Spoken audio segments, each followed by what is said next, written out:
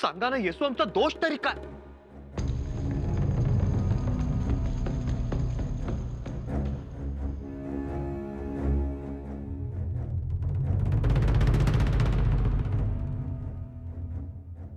महाराज,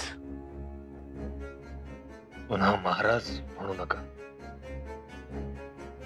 आबासाहेब म्हणताना आम्हाला तसंच म्हणा. ते तुम्हाला आणि आम्हालाही अधिक शोभून दिसत. म्हणा आबासाहेब. तुम्ही दरबारातून निघून आलात.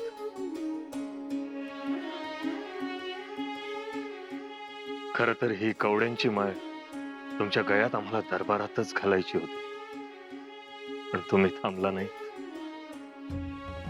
याचे पुढे. जगदंब.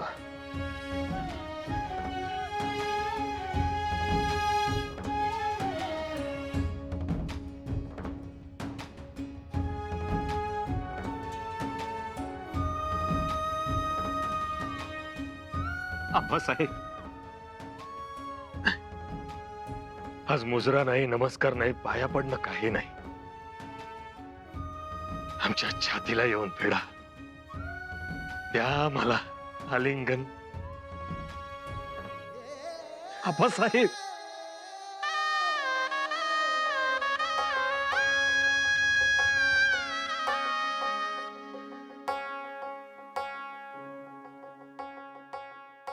शंभूराजे, आमच्या नंतर हे सगळं तुम्हालाच सांभाळायचंय. सारा सबुरीनं घेत चला. खूप काळजी वाटते हो तुमची. आबासाहेब, तुम्ही निर्दोष आहात हे आम्हाला आधीपासून ठाऊक होतं. आबासाहेब, तुम्हाला काय वाटलं? गोदावरी कुठे आहे हे आम्हाला ठाऊक नाही. गोदावरी कुठे होती, कशी होती, तिच्यावर कोणाचा पहारा होता, तुम्ही तिला सोडवण्यासाठी कधी गेलात? तिला सोडवल्यानंतर लाडीच्या घरात आडमळात तिला लपवून ठेवलं. तिकडनं निघताना बाभळीच्या बनातला एक काटा तुमच्या पायात मोडला. सगळं सगळं ठाऊक होतं. आबा, मोडला ना पायात काटा? होय आबासाहेब. काटा तुमच्या पायात मोडला, कळ आमच्या काळजात उठली. आमचं लेकरू मोगलांची रसद मारतं, 500 बंदुका जप्त करतं, हे आम्हाला कळणार नाही?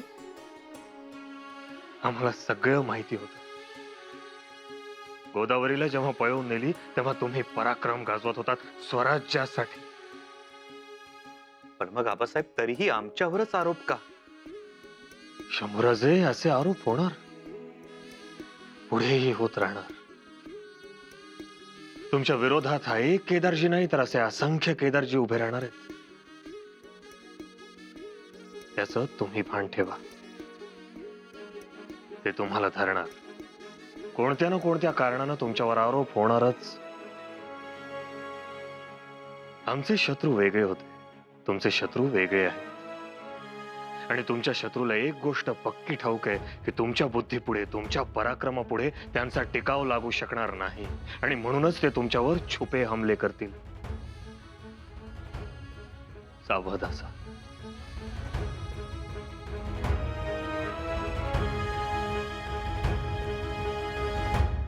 कावेरी, कावेरी, कावेरी. अगं बाई, कधी येणं झालं? हाका मारल्या? हो, शिमगा ऐकू नाही आला का माझा? अहो, खरंच ऐकू नाही आलं. आणि एवढ्यात कावेरी म्हणून हाक मारली नाहीत. गोदाची आई म्हणत होतात म्हणून लक्षात नाही आलं. तिचं नाव का घेऊ मी इथं? आणि मी सदरेव जाताना इथेच होता, आणि माघारी आलो तरी तुम्ही इथेच बसला आहात. कशात राम वाटत नाही हो आता. आपण जाऊया का त्र्यंबकेश्वराला? तुम्हाला दुसरीकडे कुठे देव दिसत नाही? इथेच काय आहे? काय झालं? तिथेही गोदावरीच आहे, तिथेच उगम पावते ती. आता मला त्या नावाचा आणि नदीचा सहवासच नको आहे. ठीक आहे, मग पंढरपुराला जाऊया.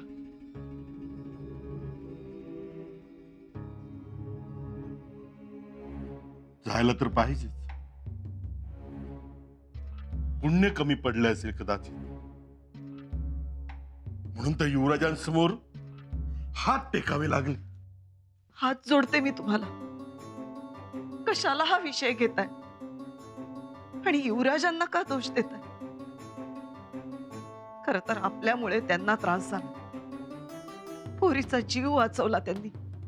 जावई बापूंनी मारेकरी घातले, पण तिकडे दुर्लक्ष करून त्यांनी नोकरी देऊ केली. हो म्हणाले असते तर कल्याण झालं असतं आज. अहो, पण त्यांनाच उलट आरोपी म्हणून उभं केलं. काही म्हणा, मनाला नाही पटत. माझी पोर सत्याची, सत्वाची आहे खरंच. असं म्हणजे आता तुम्हाला युवराजांचा पुळका आला तर? उलट महाराजांनी तुमचा आब राखला, ते चांगले तुमच्याबद्दल.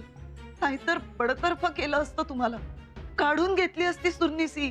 कावेरी, मला वाटतं झाला प्रकार विसरा तुम्ही. स्वप्न होतं समजा आणि शांत राहा. शांत? एक वेळ आमच्यातला बाप शांत बसेल, पण हा सुरनीस शांत नाही बसणार.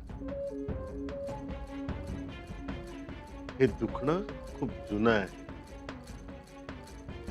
या दुखण्यानं आतापर्यंत प्रत्येक वेळी आम्हाला खाली बघायला लावलंय. आता नाही. सुनबाई, मातोश्री, आपण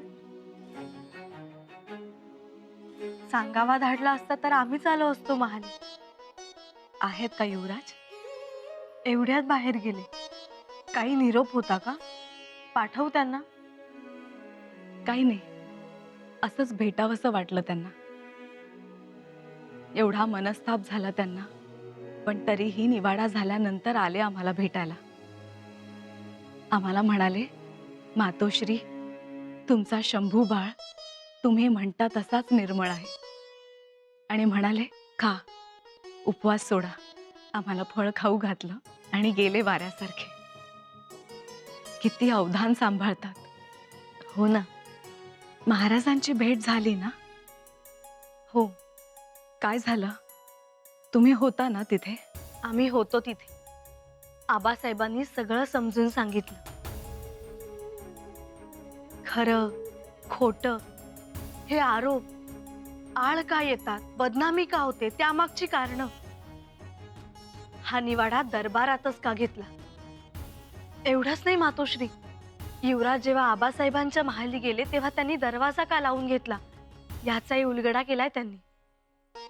किती सूक्ष्म विचार करतात, किती दूरचा विचार करतात आबासाहेब.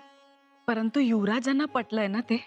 हो तर, उलट तेच म्हणाले, हा निवाडा दरबारात झालं ते बरंच झालं. हे एक बरं झालं. आता त्यांच्या मनात काही राहणार नाही. पण आज झालेली जखम अशीच लवकर भरून जावी जी, ती जबाबदारी तुमची. आमची बैलगाडी आली. वा वा, छान. युवराजांना सोप्यात घेऊन जा, तिकडे खेळू दे. हो, असू दे, खेळू दे त्यांना. खेळताना पाहिलं की मोठा आनंद होतो, पहिल्यापासून. अगदीच. फार गुणी आहेत ते. आणि केवढी समज. युवराज निवाड्याला उभे राहिले तर यांनी अण्णाला स्पर्श केला नाही. हो ना, राम लक्ष्मणासारखं प्रेम आहे दोघांमध्ये. जा, युवराजांना घेऊन जा.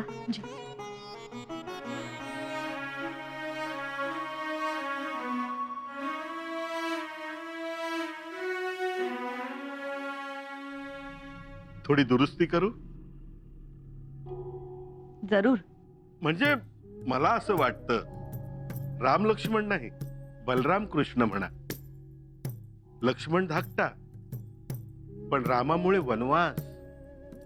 आणि तिकडे कृष्ण धाकटा पण करता करविता. म्हणजे माझी आपली भाबडी समजूत. तसं काही नसते पण हो ना, ते आहेतच आमचे कृष्ण, बाळकृष्ण. अगदी योग्य बोललात. पण अजून तरी म्हणावं तसं शिक्षण नाही. 9व्या वर्षी युवराज मिर्झा राजेंसमोर बसले होते बुद्धिबळ खेळायला. आहे आमचं लक्ष. लक्ष कसे हवे? आऊसाहेबांसारखे. आता हेच बघा ना, आमचे जावई केवढी मोठी बदमाशी केली, तीही चतुराईने. म्हणजे मी एक तिराईतपणे बोलतोय. बघा ना किती फसवण्याचा प्रयत्न केला, पण युवराज डगमगले नाहीत.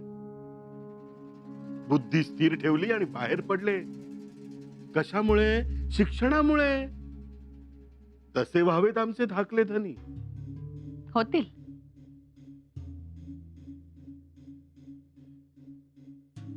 तुम्ही येण्याची वजह? बघा, बाळराजे युवराजांना बघितलं आणि सगळं विसरलो. कावेरीने पाठवलं होतं निरोप घेऊन. कसला निरोप? हा, की महाराणी साहेबांनी निवाडा चांगला केला. आमच्या मनात काही उणादुणापणा नाही. दुधाचे दूध, पाण्याचे पाणी केले. अग्निपरीक्षाच होती ती, पण निभावली. जगदीश्वराची कृपा. येऊ हं. आज्ञा असावी. बाळराज कुठं दडून बसले ती? अरे कुठे इथं पण नाही, कुठं लपून बसले द्या द्या ती तलवार. ही तुमची बैलगाडी घ्या खेळाया. आम्हाला बैलगाडी नकोय, आम्हाला तलवारच खेळायची. तलवार हवी खेळाया? हो, आणि तेही दादासाहेबांसारखी. अरे वा, दादासाहेबांसारखी मोठी उडी मारायची होय. मारा की. अपर त्यासाठी शरीर कमवा. मामा, हा. आमची तलवार सुद्धा आहे. अहो, असं पाहिजे. अहो, भोसले कुळामध्ये पहिल्यांदा तलवार बनती आणि मग पोराचा जन्म होतो. 5वीला पहिल्यांदा तलवार पुजली का मग जिंदगीचा कारभार सुरू. शान आहे आपलं बाळ.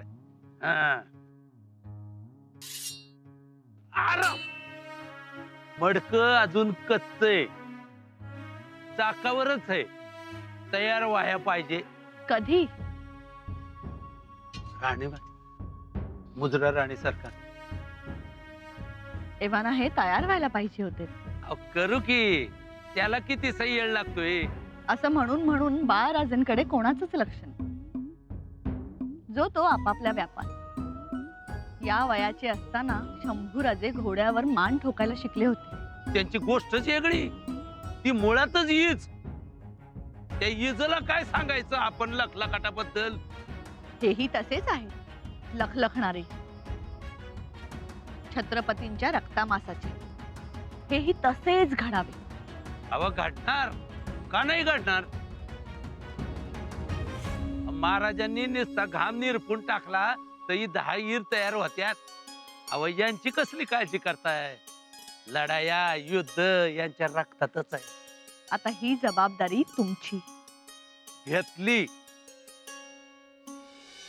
आता हळूहळू सगळ्यांवरच जबाबदाऱ्या पडणार आहेत आणि दिलेली जबाबदारी प्रत्येकाने यशस्वीपणेच पार पाडायची आहे. काय अनाजी पंत? जी महाराज. शंभूराजे, जी महाराज. आपल्या समोर कामांचा डोंगर उभा राहिलाय. त्यामुळे आपणही झपाट्याने कामं हाती घेतली पाहिजे. म्हणूनच आम्ही एका वेळी 2 मोहिमा उघडतो आहोत. पहिली मोहीम, राजापूर कुडाळ मार्गे फोंडा गाठायचा. आणि दुसरी, आदिलशाही मुलूक मारायचा. जी महाराज. फोंड्याला अनाजी पंत जातील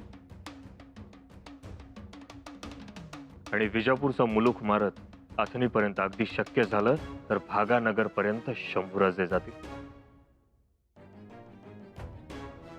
जी महाराज. महाराज, एक सांगायचं होतं. बोला. प्रतापगडावर काल वीज कोसळली. बागेचं मोठं नुकसान झालंय. भवानी मातेच्या मंदिरालाही हानी पोहोचली आहे. हा संकेत काही फार बरा दिसत नाही. अनाजी पंत, हे संकेत शकून अपशकून आम्ही कधी मानलेत? अमावस्येच्या रात्री देखील गड उतार होऊन विजयश्री घेऊनच परतलो आहोत. परंतु वीजच ती कोसळणारच. आणि ती जर बरोबर हाती धरायची असेल तर तुमच्या समशेरीत धरा. जी. ही खबर आम्हाला पहाटेलाच कळली. आम्ही बघू काय करायचं. तुम्ही तयारीस लागा. मोहिमेचा खर्च, घोडदळ, शिलेदार ह्या सगळ्यांची यादी करा आणि सदैवर द्या. आणि आपापसात बोलून एक दिवस ठरवा मोहिमेला निघण्यासाठी. फक्त एक गोष्ट लक्षात ठेवा, आम्हाला कोणत्याही परिस्थितीत यश पाहिजे. होय आबासाहेब, आम्ही यश घेऊनच माघारी परतो. आमच्या समशेरीतील विजेचा लखलखाट शत्रू बघेल. शाबास.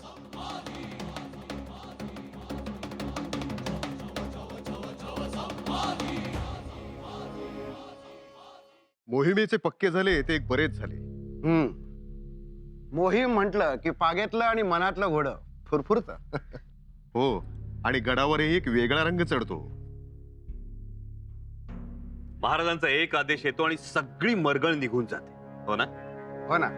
केव्हा निघणारे फौज गडाबाहेर? हो, म्हणजे याद्या द्याव्यात. पायदळ किती, घोडदळ किती आणि बाकीच्या गोष्टी पण.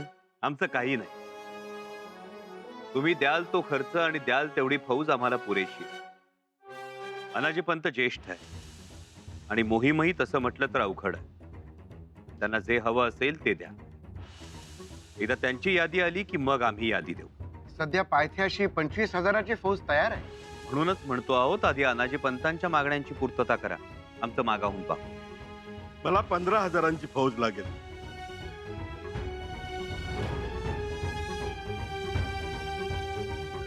तुम्हाला हवी तेवढी फौज तुम्ही घ्या. उर्वरित फौज आम्हाला पुरेशी. येतो आम्ही. उद्या मोहिमेचा दिवस कळवतो.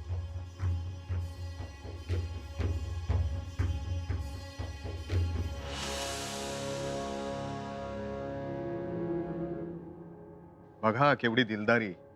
पहिला मान तुम्हाला दिला सुरनीस. अहो, द्यायलाच हवा. बाकीचं सोडा, पण शेवटी आमचं कर्तृत्वच आहे ना तेवढं. त्यामुळं या गोष्टी इथे काढू नका. ही प्रतिष्ठेची लढाई नाही, स्वराज्याची लढाई आहे. चला बैठकीवर. यादी द्या.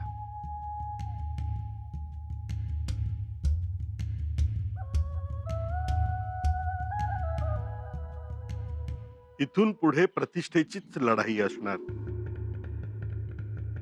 ते भले तलवारीची लढाई जिंकतील, पण मुत्सिद्दीगिरीत आम्ही हरणारे नाही. शंभूराजेंवर मोहीम सोपवली, बरं केलं. त्याची गरजच होती. राणीसाहेब, आम्ही लवकरच दक्षिणेत उतरणार आहोत. गोवळकोंडाच्या मदांडांशी आमची चर्चा सुरू आहे. ही चर्चा जर उद्या फिसकटली तर आमच्या येणाऱ्या फौजा काय करू शकतील याची चुणूक आम्हाला कुतुबशाही आणि आदिलशाही दोन्हीला दाखवणं गरजेचं आहे. म्हणून आम्ही शंभूराजेंना पाठवतोय. उत्तम निर्णय घेतला. आई जगदंबेच्या कृपेनं शंभूराजे ही मोहीम यशस्वी करतील. जगदंब. महाराज, एक विनंती होती. बोला. आणि विनंती कसली? आपण महाराणी आहात. विषय खाजगी आहे म्हणून विनंती, बाकी काही नाही.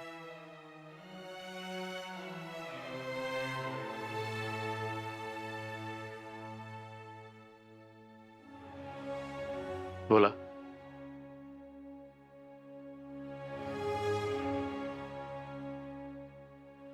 राजाराम राजेंकडेही थोडं लक्ष असू द्या. म्हणजे म्हणजे या सगळ्या धावपळीत, या सगळ्या धामधुमीत राजाराम राजेंना जमेत धरलं जात नाही. त्यांच्याकडे दुर्लक्ष होत आहे.